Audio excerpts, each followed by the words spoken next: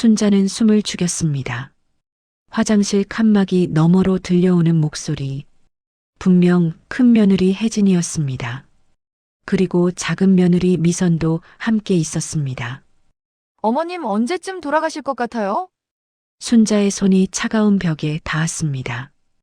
68년을 살아오면서 이렇게 심장이 천천히 멈추는 기분은 처음이었습니다. 지금부터 이 놀라운 이야기 시작합니다. 구독과 좋아요 꼭 부탁드립니다. 그날 아침은 평범하게 시작되었습니다. 병실 창문으로 햇살이 들어왔습니다. 순자는 침대 옆 탁자를 바라보았습니다. 보온병이 놓여 있었습니다. 혜진이 어제 저녁 가져온 미역국이었습니다. 어머님, 제가 직접 끓였어요. 드시고 힘 좀 내세요. 그때 혜진이 웃으며 말했던 얼굴이 떠올랐습니다. 미선도 옆에서 고개를 끄덕였습니다. 어머님 건강하셔야 저희도 마음 편하죠. 순자는 그 말을 믿었습니다. 아니, 믿고 싶었습니다.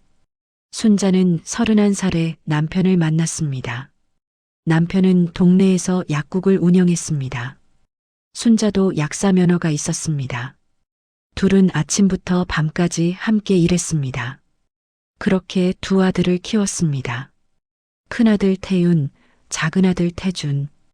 두 아들은 순자의 전부였습니다. 남편이 세상을 떠난 건 10년 전이었습니다. 심장마비였습니다. 갑작스러웠습니다. 순자는 그때 58살이었습니다.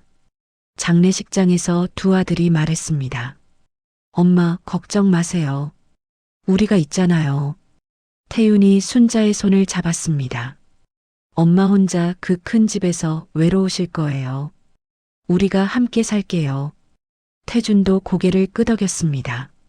1층은 엄마가 쓰시고 2층은 형님네, 3층은 저희가 쓰면 되잖아요. 순자는 눈물을 흘렸습니다. 고마웠습니다. 남편이 없는 집이 너무 텅 비어 보였던 참이었습니다. 그렇게 한 지붕 아래 세 가족이 살기 시작했습니다. 하지만 세월이 흐르면서 뭔가 달라졌습니다. 아침이면 2층에서 벨이 울렸습니다. 엄마, 밥 좀 차려줘. 나 출근해야 돼. 큰아들 태윤의 목소리였습니다. 태윤은 10년 전 사업에 실패한 뒤 변변한 일을 하지 못했습니다. 이혼도 했습니다. 하지만 전 부인 혜진은 딸의 학군 때문에 그대로 2층에 살았습니다. 3층에서도 벨이 울렸습니다. 어머님, 애들 학교 데려다 주세요. 저 오늘 피곤해서 못 일어나겠어요. 작은 며느리 미선이었습니다. 순자는 매일 아침 6시에 일어났습니다. 엘리베이터도 없는 집에서 계단을 올랐습니다. 1층에서 2층으로, 2층에서 3층으로 밥을 하고 청소를 하고 빨래를 했습니다. 무릎이 아팠습니다. 허리도 아팠습니다. 하지만 참았습니다. 가족이니까. 순자는 그렇게 생각했습니다.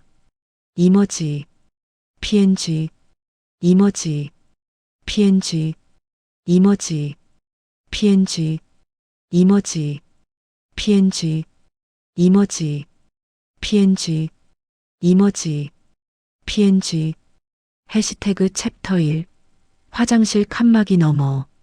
순자는 숨을 죽였습니다. 화장실 칸막이 너머로 들려오는 목소리. 분명 큰 며느리 혜진이었습니다. 그리고 작은 며느리 미선도 함께 있었습니다. 어머님, 언제쯤 돌아가실 것 같아요? 순자의 손이 차가운 벽에 닿았습니다.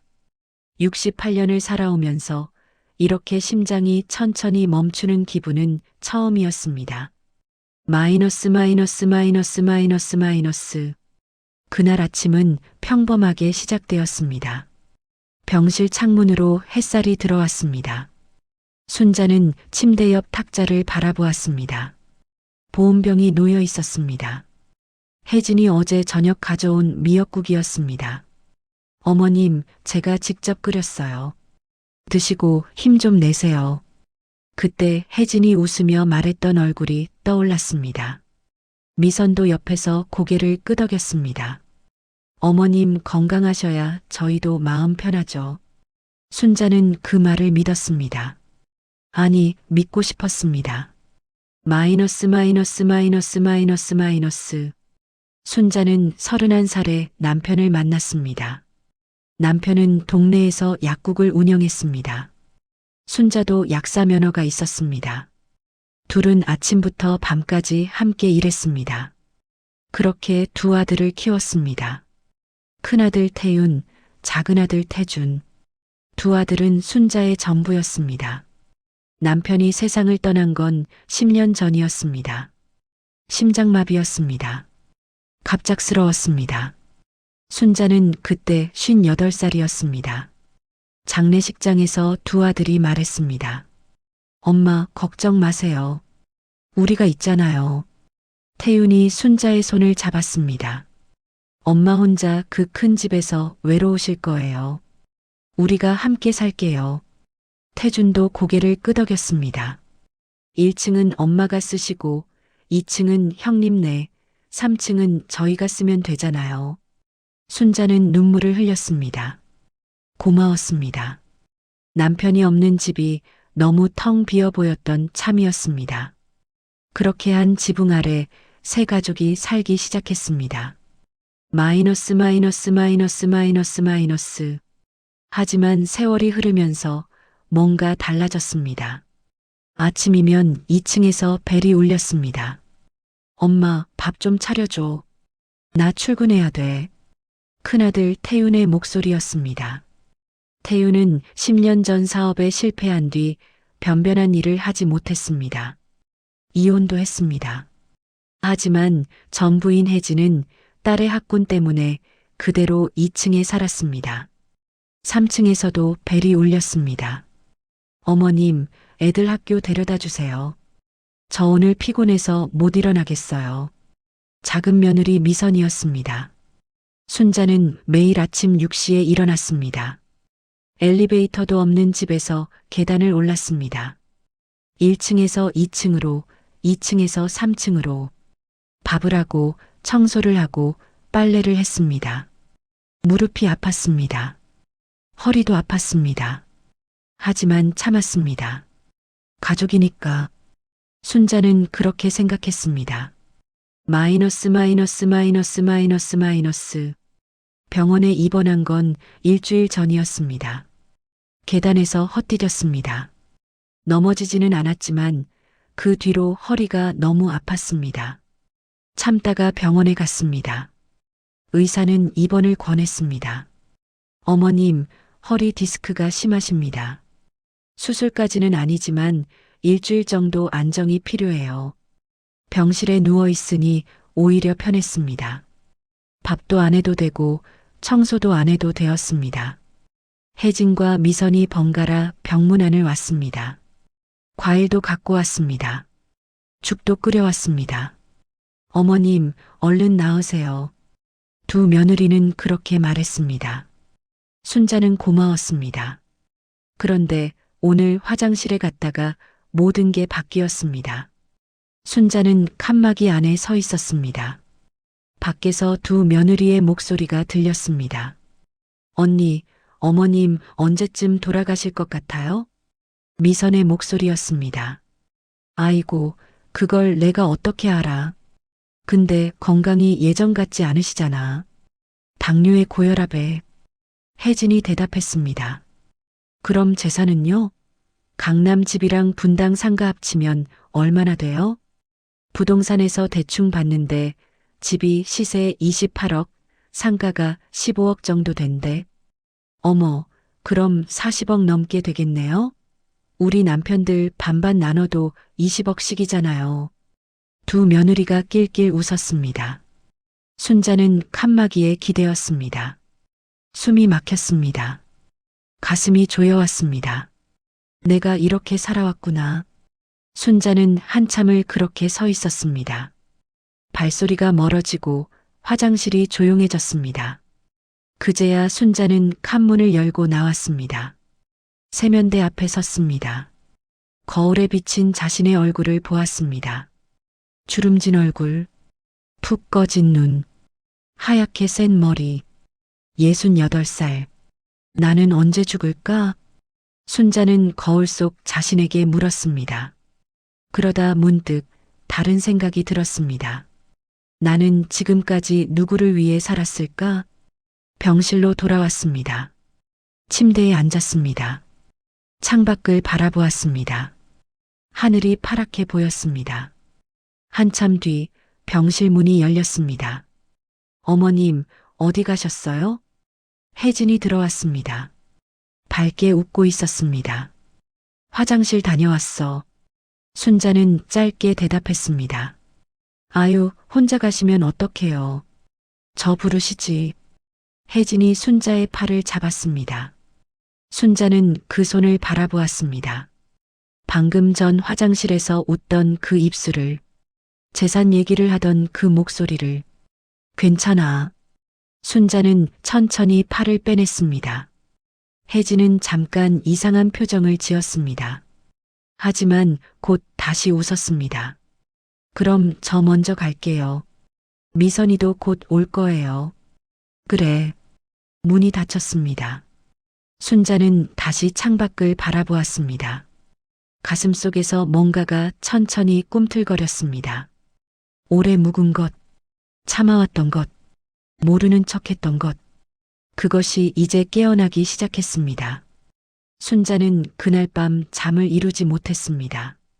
병실 천장을 바라보며 누워 있었습니다. 복도에서 간호사들의 발걸음 소리가 들렸습니다. 누군가 기침하는 소리도 들렸습니다. 하지만 순자의 귓속에는 계속 그 목소리가 맴돌았습니다. 어머님, 언제쯤 돌아가실 것 같아요? 순자는 눈을 감았습니다. 다음 날 아침 큰아들 태윤이 병문 안을 왔습니다. 엄마, 어제 잘 주무셨어요? 태윤은 비닐봉지를 들고 있었습니다. 바나나 한 송이가 보였습니다. 응. 순자는 짧게 대답했습니다. 태윤은 침대 옆 의자에 앉았습니다. 비닐봉지를 탁자 위에 올려놓았습니다. 언제 퇴원하세요? 모레래. 그래요? 그럼 집에 가시면 좀 쉬셔야 될 텐데. 태윤은 말끝을 흐렸습니다. 순자는 아들을 바라보았습니다. 45살. 이마에 주름이 생겼습니다. 머리숱도 줄었습니다. 태윤아. 네, 엄마. 너 나한테 고맙다고 생각해 본 적 있니? 태윤이 깜짝 놀란 표정을 지었습니다. 그게 무슨 말씀이세요? 그냥 궁금해서. 순자는 창밖을 바라보았습니다. 태윤은 한참 말이 없었습니다. 그러다 조심스럽게 입을 열었습니다. 엄마 무슨 일 있으세요? 어디 아프신데라도. 아니야. 괜찮아. 엄마가 왜 갑자기 그런 말씀을 하세요? 당연히 고맙죠. 저희가 엄마한테 얼마나 신세를 졌는데요. 태윤의 목소리는 가벼웠습니다. 순자는 아들을 다시 바라보았습니다. 신세를 졌다는 걸 알면서도 왜 계속 신세를 지는 걸까? 하지만 그 말은 입 밖으로 나오지 않았습니다. 태윤이 간 뒤 작은 아들 태준이 왔습니다. 엄마, 건강은 좀 어때요? 태준은 양손에 쇼핑백을 들고 있었습니다. 응, 괜찮아. 태준은 쇼핑백을 내려놓았습니다. 순자는 물었습니다. 뭐 가져왔니? 아, 미선이가 보냈어요. 엄마 좋아하시는 호두과자랑 약과요. 순자는 고개를 끄덕였습니다. 태준은 침대 옆에 섰습니다. 손을 주머니에 넣었다 뺐다 했습니다. 뭔가 말하고 싶은데 못하는 표정이었습니다. 뭐 할 말 있니? 순자가 먼저 물었습니다. 아, 그게. 태준은 머뭇거렸습니다. 엄마, 혹시 퇴원하시면 당분간 요양병원 같은 데서 좀 쉬실 생각 없으세요? 순자는 아들을 바라보았습니다. 요양병원? 네. 집에 계시면 또 이것저것 하시려고 하실 텐데 허리가 완전히 나을 때까지는 푹 쉬셔야 하잖아요. 집에서 쉬면 안 되니? 그게 집에 계시면 형수나 미선이가 엄마 신경 쓰느라 힘들어할 것 같아서요. 순자는 천천히 숨을 들이쉬었습니다. 내가 집에 있으면 며느리들이 힘들다고 태주는 계속 말했습니다. 요즘 좋은 요양병원 많잖아요. 식사도 나오고 물리치료도 받고 한 달만 계시다 오시면. 싫어. 순자는 단호하게 말했습니다.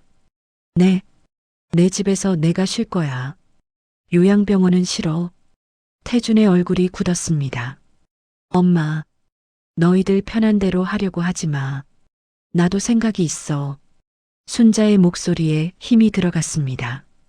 태준은 더 이상 말하지 못했습니다. 어색한 침묵이 흘렀습니다. 그럼 저 먼저 갈게요. 태준은 서둘러 나갔습니다. 혼자 남은 순자는 쇼핑백을 바라보았습니다. 호두 과자, 약과.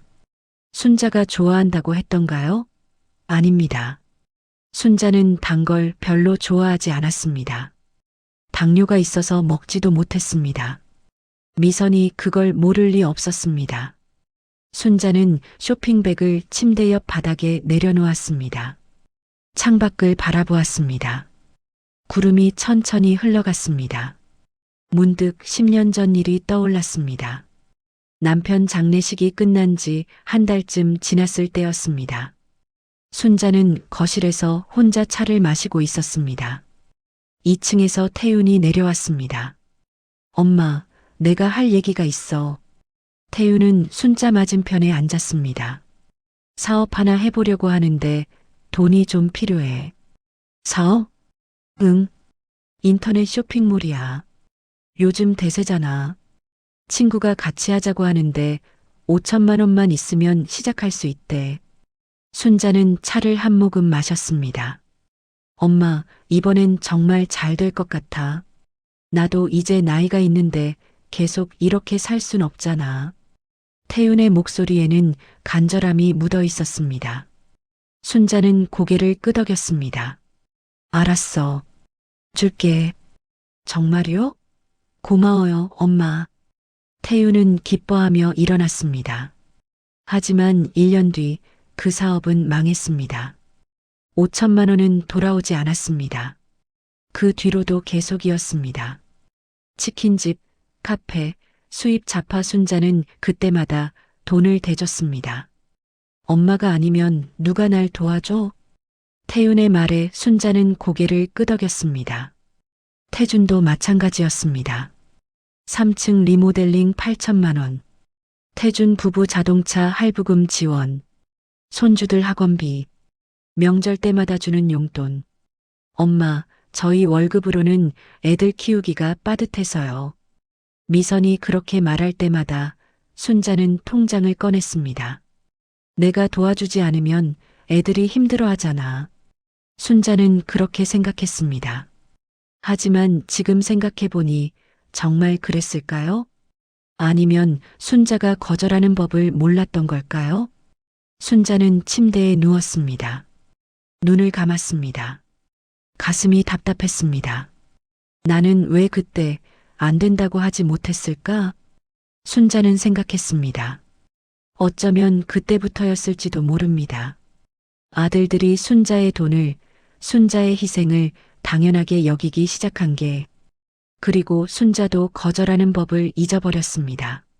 아니, 처음부터 몰랐을지도 모릅니다.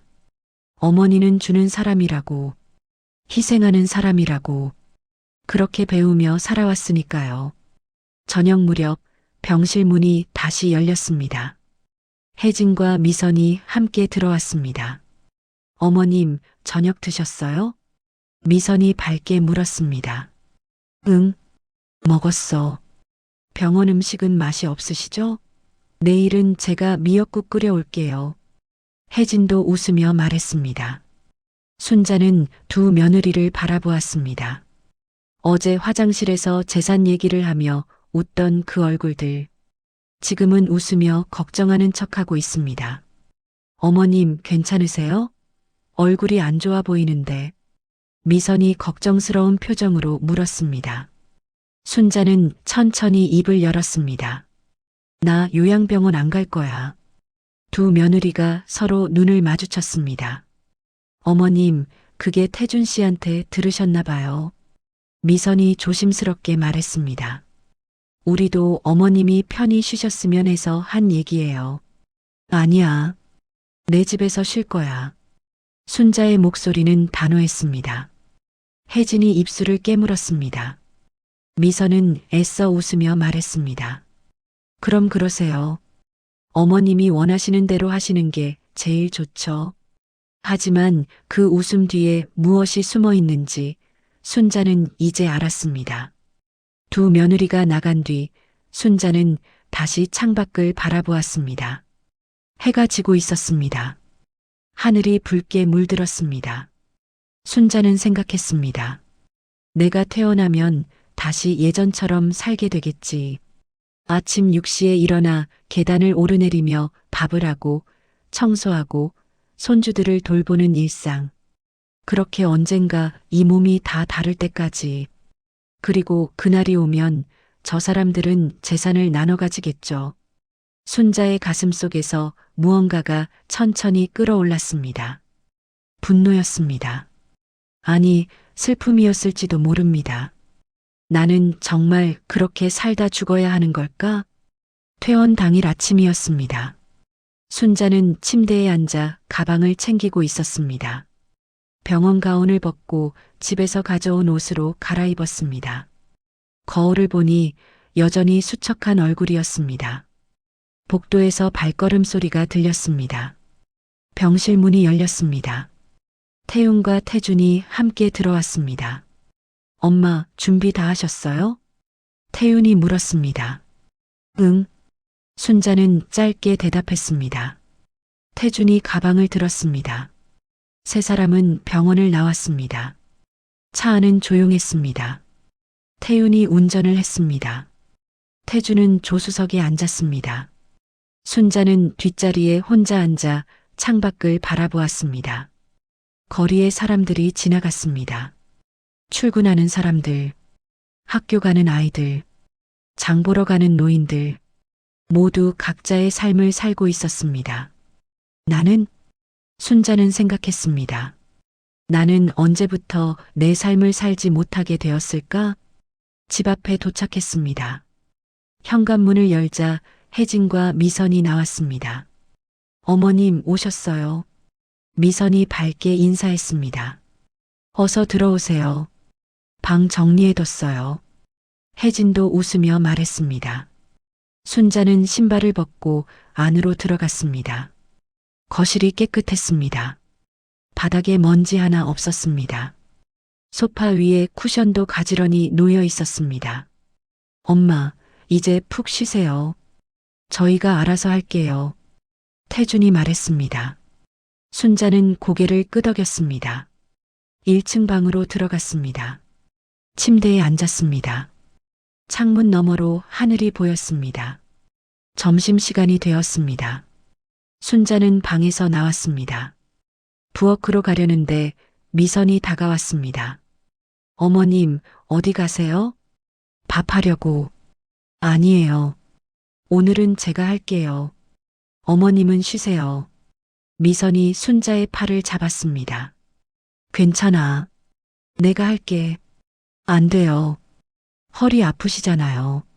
미선은 순자를 거실 소파로 이끌었습니다. 순자는 소파에 앉았습니다. 부엌에서 냄비 소리가 들렸습니다. 미선이 라면을 끓이는 것 같았습니다. 점심은 라면이었습니다. 세 명이 식탁에 둘러앉았습니다. 순자와 혜진, 미선. 어머님 드세요. 미선이 순자 앞에 라면 그릇을 놓았습니다. 순자는 젓가락을 들었습니다. 한 입 먹었습니다. 짰습니다. 스프를 너무 많이 넣은 것 같았습니다. 맛있죠? 제가 어머님 좋아하시는 라면으로 끓였어요. 미선이 웃으며 말했습니다. 순자는 대답하지 않았습니다. 순자가 좋아하는 라면이라고? 아닙니다. 순자는 라면을 거의 먹지 않았습니다. 혈압이 높아서 짠 음식을 피했습니다. 미선이 그걸 모를 리 없었습니다. 식사 후 혜진이 설거지를 했습니다. 순자는 거실에 앉아 있었습니다. TV가 켜져 있었지만 무슨 내용인지 들어오지 않았습니다. 2층에서 손녀 목소리가 들렸습니다. 엄마, 학원 가야 돼. 알았어. 잠깐만. 혜진이 부엌에서 뛰어나왔습니다. 어머님, 잠깐 지훈이 학원 데려다 주고 올게요. 혜진은 서둘러 나갔습니다. 3층에서도 벨소리가 울렸습니다. 미선이 계단을 내려왔습니다. 어머님, 저도 마트 좀 다녀올게요. 저녁 재료 사올게요. 미선도 나갔습니다. 혼자 남았습니다. 순자는 천천히 일어났습니다. 부엌으로 갔습니다. 싱크대를 보았습니다. 설거지가 대충 되어 있었습니다.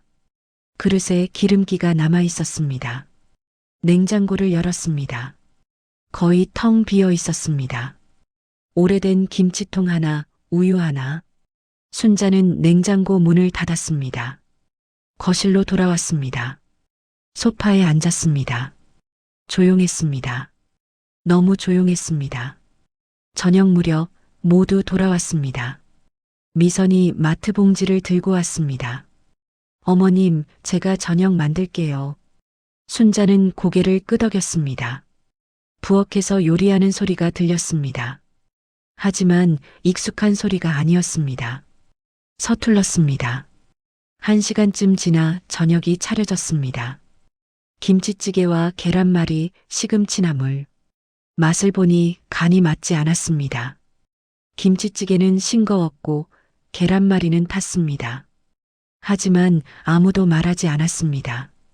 잘 먹겠습니다. 모두 젓가락을 들었습니다. 식사 중에 태윤이 말했습니다. 엄마, 내일부터 우리가 다 알아서 할 테니까 엄마는 그냥 쉬세요. 맞아요. 어머님은 건강 회복이 먼저예요. 미선도 고개를 끄덕였습니다. 순자는 밥을 한 숟가락 떴습니다. 그래, 이제는 쉬어도 되는 거구나. 하지만 왜일까요? 가슴이 답답했습니다. 밤이 되었습니다. 순자는 1층 방에 누워 있었습니다. 2층에서 TV 소리가 들렸습니다. 3층에서는 아이들 떠드는 소리가 들렸습니다. 모두 각자의 공간에서 각자의 시간을 보내고 있었습니다.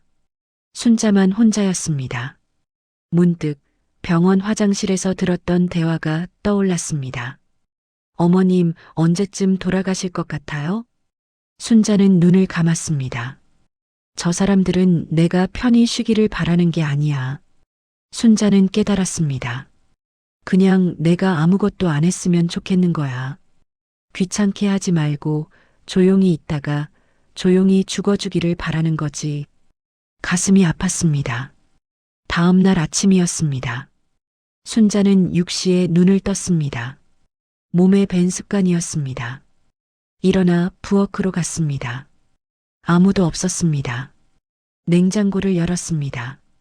어제 미선이 산 재료들이 그대로 있었습니다. 순자는 쌀을 씻기 시작했습니다.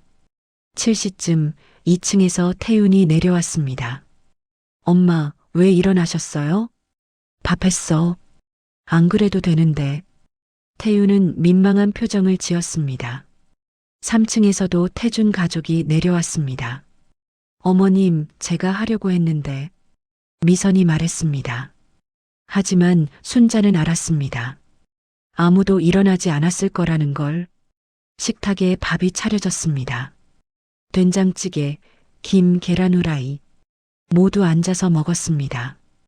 역시 엄마 손맛이 최고네요. 태윤이 웃으며 말했습니다.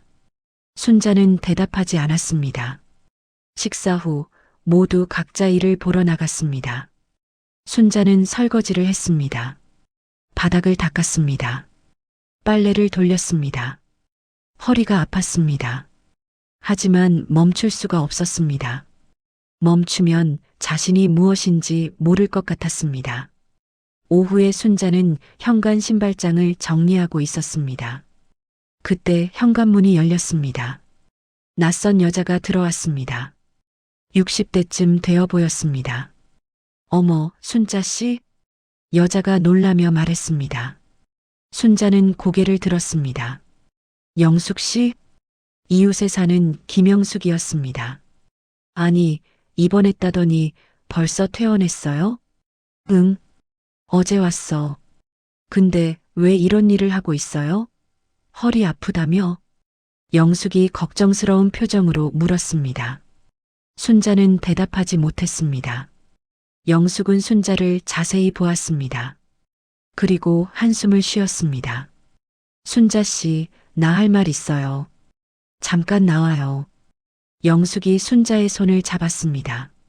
순자는 영숙을 따라 밖으로 나갔습니다. 두 사람은 집 앞 벤치에 앉았습니다. 영숙이 입을 열었습니다. 순자 씨, 이러면 안 돼요. 뭐가? 자식들한테 이렇게 당하면 안 된다고요. 순자는 영숙을 바라보았습니다. 나도 다 봤어요. 순자 씨가 얼마나 고생하는지. 아침부터 저녁까지 3층 돌아다니며 뒷바라지하는 거. 영숙의 목소리에 힘이 들어갔습니다. 근데 저 사람들이 고맙다는 말 한마디라도 해요? 아니잖아요. 순자는 입술을 깨물었습니다. 순자 씨, 내 말 들어요. 이제 그만해요. 그만하라니? 순자 씨 인생 사세요. 순자 씨 것은 순자 씨가 쓰세요. 영숙의 눈빛이 진지했습니다. 순자는 아무 말도 하지 못했습니다. 가슴속에서 무언가가 흔들렸습니다. 그날 밤 순자는 잠을 이루지 못했습니다. 영숙의 말이 계속 머릿속을 맴돌았습니다. 순자 씨 인생 사세요. 순자는 침대에서 일어났습니다. 서랍을 열었습니다. 오래된 통장들이 있었습니다. 남편과 함께 모았던 돈, 약국을 팔아서 받은 돈, 분당 상가에서 나오는 임대료. 순자는 통장을 하나씩 꺼내 보았습니다. 숫자들이 보였습니다. 평생 모은 돈.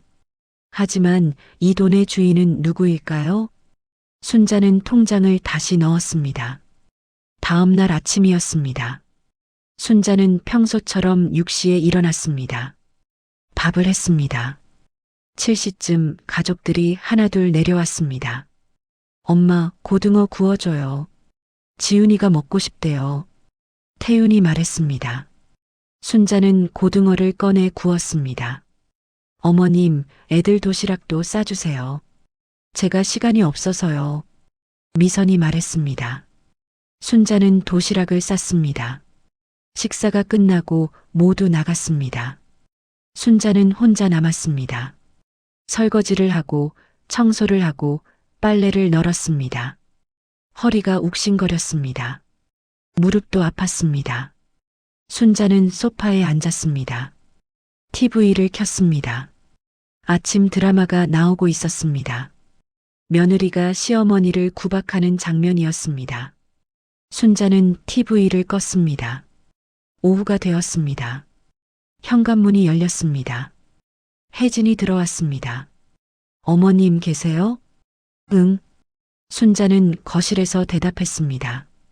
혜진이 들어왔습니다. 손에 서류 봉투를 들고 있었습니다. 어머님, 드릴 말씀이 있어요. 혜진은 순자 옆에 앉았습니다. 뭔데? 그게 지훈이가 고3이잖아요. 응. 대학 등록금이 걱정이에요.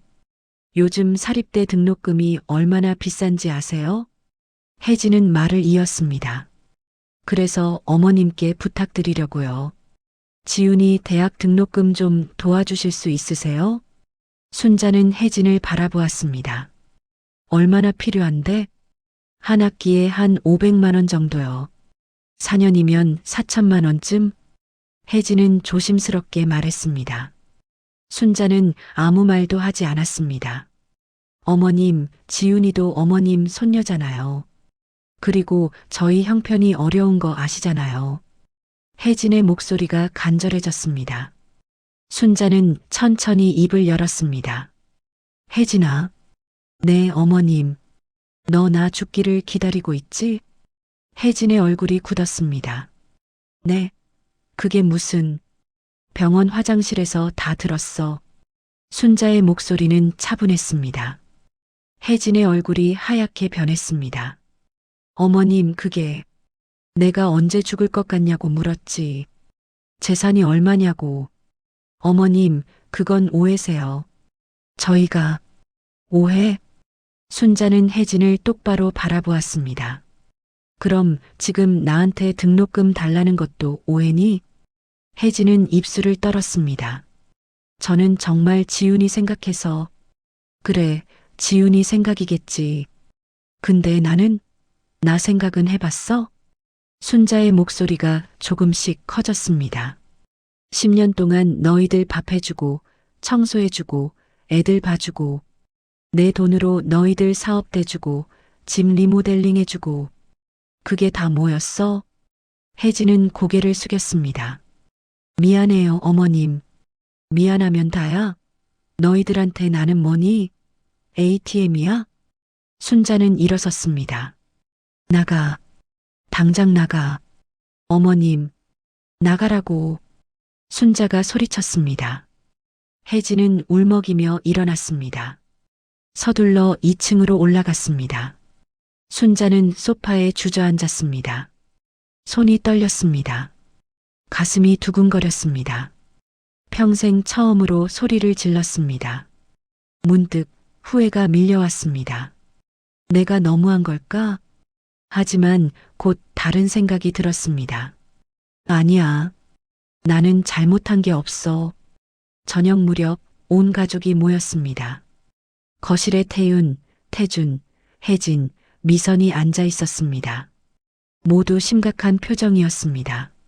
엄마, 오늘 무슨 일이 있었어요? 태윤이 조심스럽게 물었습니다. 순자는 소파에 앉았습니다. 별일 없었어. 형님이 울고 있던데요. 미선이 말했습니다. 그래서? 순자는 담담하게 대답했습니다. 태준이 입을 열었습니다. 엄마, 우리가 뭘 잘못했어요? 말씀해 주세요. 순자는 아들들을 바라보았습니다. 너희들 나한테 고맙다고 생각해? 당연하죠. 엄마가 우리 키워주셨는데. 태윤이 대답했습니다. 그럼 왜 계속 내 돈만 받아가니? 침묵이 흘렀습니다. 엄마, 그게 10년 동안 너희한테 얼마를 줬는지 아니? 한번 계산해 봤어? 순자는 말을 이었습니다. 태윤이 사업 자금, 태준이네 집 리모델링, 손주들 학원비, 명절 용돈, 자동차 할부금, 다 합치면 3억이 넘어. 네 사람은 고개를 숙였습니다. 근데 너희들이 나한테 해준 게 뭐니? 엄마, 우리가 함께 살잖아요. 엄마 외롭지 않으시라고. 태준이 말했습니다. 외롭지 않으라고? 순자는 웃었습니다. 쓴웃음이었습니다. 너희들은 나를 가정부로 쓰면서 외롭지 않으라고 같이 사는 거야? 엄마, 그런 뜻이 아니에요. 그럼 뭐야? 병원 화장실에서 내가 언제 죽을 것 같냐고 물어본 게 뭐야? 미선이 눈을 크게 떴습니다. 어머님, 그걸 들으셨어요? 응, 다 들었어. 재산이 얼마냐, 반반 나누면 20억씩이다. 그런 얘기들. 네 사람의 얼굴이 창백해졌습니다. 긴 침묵이 흘렀습니다. 태윤이 먼저 입을 열었습니다. 엄마 죄송해요. 죄송하면 다야? 저희가 너무 당연하게 생각했어요. 태준도 고개를 숙였습니다. 어머니, 정말 죄송합니다. 순자는 천천히 일어섰습니다. 나 결심했어. 뭐려?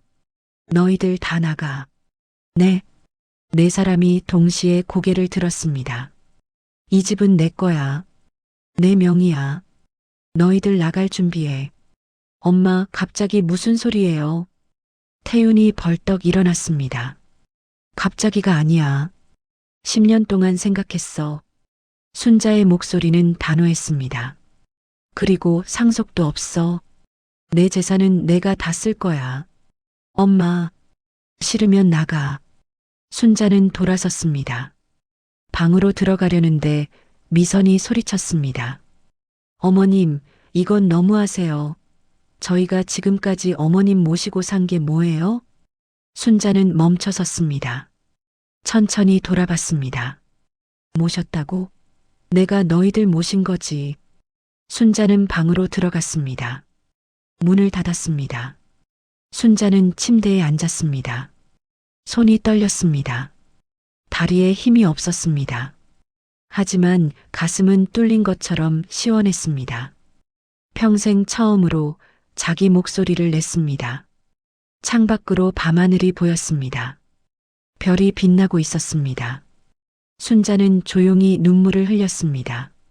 그것은 슬픔의 눈물이 아니었습니다. 해방의 눈물이었습니다. 다음 날 아침 순자는 일찍 일어났습니다. 하지만 부엌으로 가지 않았습니다. 옷을 갈아입고 밖으로 나갔습니다. 새벽 공기가 차가웠습니다. 순자는 천천히 걸었습니다. 동네 공원에 도착했습니다. 벤치에 앉았습니다. 해가 떠올랐습니다. 붉은 햇살이 하늘을 물들였습니다. 순자는 그 빛을 바라보았습니다. 이렇게 아름다운 아침이 있었구나. 평생 밥을 하느라 보지 못했던 풍경이었습니다. 집으로 돌아왔습니다. 거실이 조용했습니다. 아무도 일어나지 않은 것 같았습니다. 순자는 1층 방으로 들어갔습니다. 서랍에서 수첩을 꺼냈습니다. 펜을 들었습니다. 해야 할 일들을 적기 시작했습니다. 1. 부동산 상담. 2. 변호사 상담. 3. 통장 정리. 순자는 수첩을 덮었습니다. 오전 10시쯤 2층에서 발소리가 들렸습니다. 태윤이 내려왔습니다. 부엌으로 갔다가 다시 나왔습니다. 엄마, 밥은요? 순자는 거실에 앉아 있었습니다. 안 했어. 네. 이제부터 각자 알아서 먹어. 태윤은 어리둥절한 표정을 지었습니다. 엄마, 어제 한 말 진심이에요? 응. 순자는 TV를 보고 있었습니다. 태윤은 한참 서 있다가 다시 2층으로 올라갔습니다. 정오가 되었습니다. 3층에서 태준 가족이 내려왔습니다. 어머니, 점심은? 미선이 조심스럽게 물었습니다. 각자 알아서 드세요. 순자는 일어섰습니다. 외출복을 입었습니다. 어디 가세요? 내일 보러. 순자는 현관문을 열었습니다. 뒤에서 미선이 말했습니다. 어머니, 어제 일 저희가 정말 잘못했어요. 순자는 돌아보지 않았습니다. 사과는 필요 없어요. 그냥 준비하세요. 문이 닫혔습니다. 순자는 부동산에 갔습니다. 중개사가 반갑게 맞았습니다. 어머님 오셨어요? 집 내놓으시려고요? 네. 얼마에 팔 수 있을까요? 요즘 시세로 보면 28억 정도 받으실 수 있을 것 같은데요. 중개사가 계산기를 두드렸습니다. 좋아요. 진행해 주세요. 네. 벌써요? 가족분들이랑 상의는 필요 없어요. 제 명의예요. 순자의 목소리는 단호했습니다. 중개사는 고개를 끄덕였습니다. 알겠습니다. 그럼 서류 준비해 드릴게요.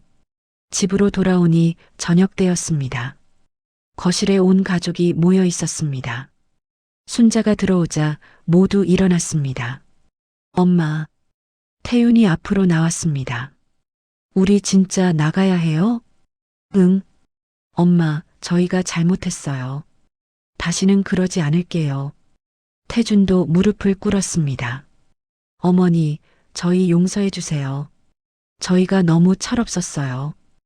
혜진과 미선도 울고 있었습니다. 순자는 그들을 바라보았습니다. 가슴이 아팠습니다. 자식들이었으니까요. 하지만 순자는 고개를 저었습니다. 미안해. 이미 결정했어. 엄마, 너희들도 이제 나이가 있잖니. 혼자 살 수 있어. 순자는 소파에 앉았습니다. 그리고 이건 너희를 위한 거야. 무슨 소리예요? 너희들이 나한테 계속 기대면 너희들도 성장할 수 없어. 순자는 천천히 말했습니다. 엄마가 없어도 살 수 있다는 걸 스스로 증명해야 해. 태유는 고개를 떨구었습니다. 그럼 한 달만 시간 주세요. 집 알아볼 시간이라도. 그래. 한 달 줄게.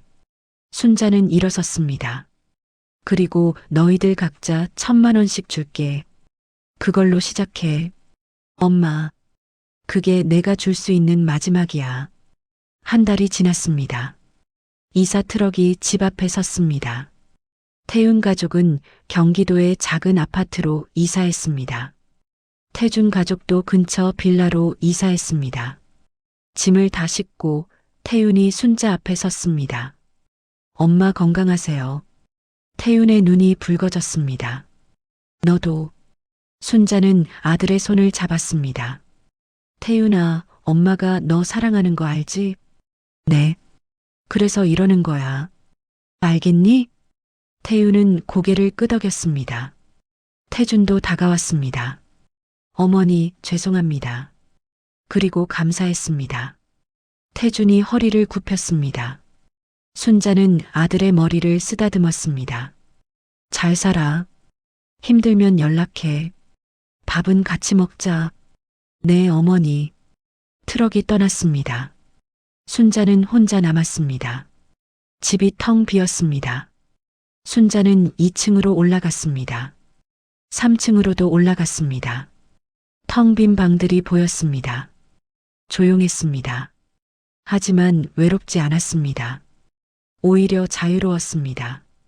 다음 날 순자는 집을 팔았습니다. 28억의 계약이 성사되었습니다. 그리고 서울의 작은 아파트를 샀습니다.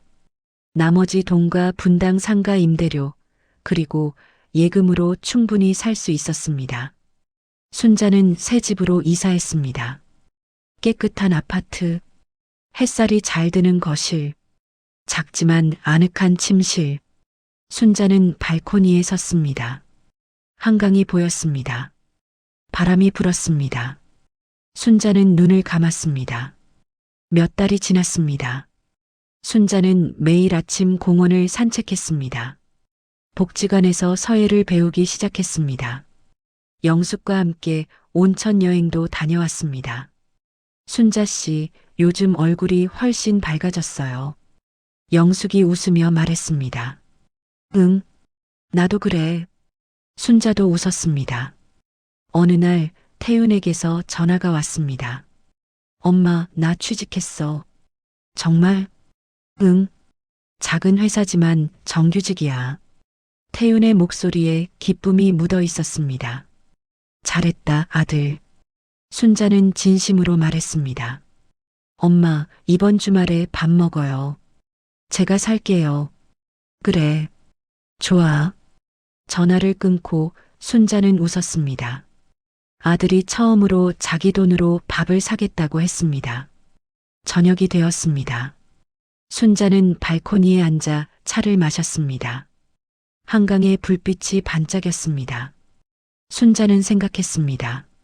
나는 지금까지 잘 살았을까? 그 질문에 대한 답은 아직 모르겠습니다. 하지만 한 가지는 확실했습니다. 지금부터는 잘 살 거야. 순자는 차를 한 모금 마셨습니다. 따뜻했습니다.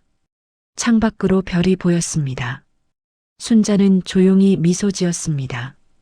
68년을 살아왔습니다. 이제 69년째가 시작됩니다. 그리고 이번에는 순자 자신을 위한 시간입니다. 바람이 불었습니다. 커튼이 흔들렸습니다. 순자는 눈을 감았습니다. 평온했습니다. 오늘도 이야기를 들어주셔서 감사합니다.